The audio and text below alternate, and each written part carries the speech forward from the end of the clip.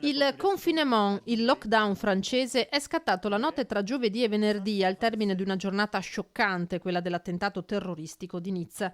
Enrica Piovesan, trevigiana, funzionaria all'ABE, l'autorità bancaria europea, ci racconta come tutto si è fermato un'altra volta. Chi può deve lavorare in smart working, spiega, ma a differenza della scorsa primavera le scuole sono rimaste aperte. La possibilità per me che non ho non devo andare a lavorare, posso fare telelavoro da casa, non ho figli da portare a scuola, la possibilità mia di uscire è o per andare a fare delle spese, dei beni di prima necessità, oppure per massimo 1 ora al giorno, massimo 1 chilometro di distanza da casa, una passeggiata per motivi di salute. Quella che è sembrata una fuga in auto dei parigini dall'imminente lockdown, spiega Enrica, altro non era che l'esodo per il ponte di Ognissanti, impossibile per chi ha figli che vanno a scuola andarsene per un lungo periodo. In questo caso le scuole sono aperte, c'è l'obbligo di frequenza e mi domando come fanno i bambini se non sono più nella loro città. Parigi e la Francia ripiombano nel blocco, ma non c'era dubbio, aggiunge la trevigiana, che finisse così.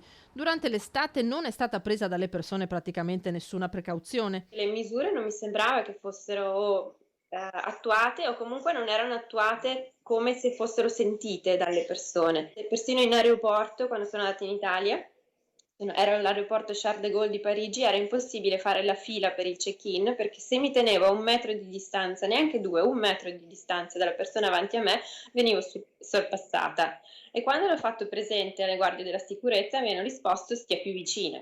Nelle grandi città come nei paesini, quindi, tutti nuovamente confinati per ora fino al 1° dicembre. Quello che non sopporto è l'autocertificazione che ho scritto il minuto preciso, l'ora e il minuto di uscita, perché mi dà l'ansia di dire: "Ah, devo tornare a casa solo 1 ora, ho 55 minuti, ho 45 minuti, mi rimangono solo 7 minuti, non so se sono andata troppo lontana", eccetera. Però da quello che ho visto forse lasciare al libero arbitrio delle persone di autoregolarsi e non avere un modo di controllare, non sarebbe efficace, quindi supporto anche quello.